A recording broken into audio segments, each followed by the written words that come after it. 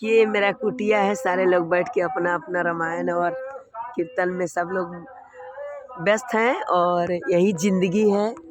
और यहाँ प्रयागराज में हम लोग भी कल्पवास कर रहे हैं और भगवान का भजन कीर्तन होता है। तो हमने सोचा कि कुछ आप लोगों को भी इसका अध्ययन करा दूं और कुछ बता दूं जो थोड़ी बहुत जानकारी है। कहते हैं भगवान राम के लिए भोलेनाथ कहते हैं पार्वती जी से, माता पार्वती जी शंकर भगवान कहते हैं कि हे पार्वती, जो कलयुग में राम का नाम लेने से लोग तर जाते हैं, जैसे सो मैं तुम सन कहू सनो मुनीस सब लाय, राम कथा कलि मल हरणी मंगल करनी सुहाय, सियावर रामचंद्र शंकर जी मान, दीन दयाल विरल संभारी, रघुनाथ में संकट भारी।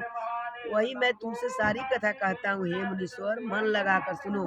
श्री रामचंद्र जी की कथा कलयुग को पापों का नाश करने वाली है।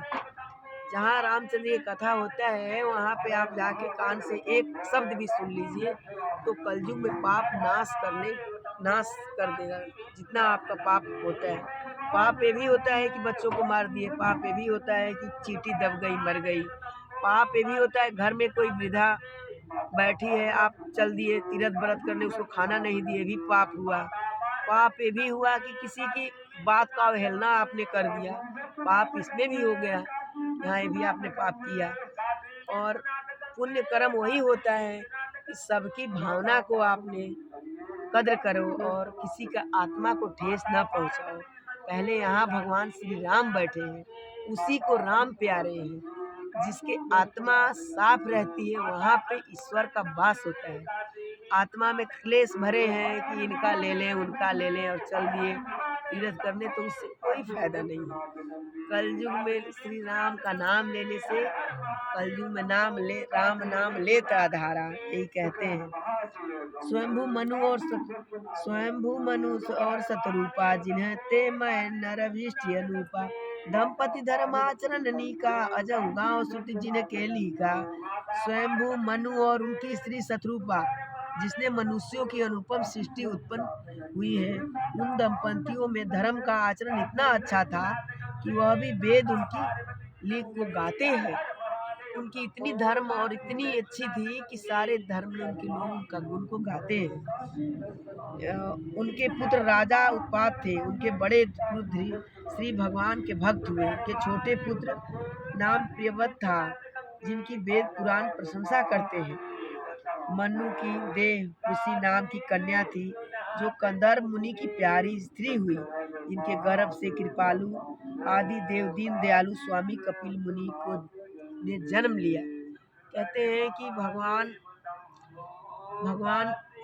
अपने मर्यादा में रह के सारे काम किए हैं।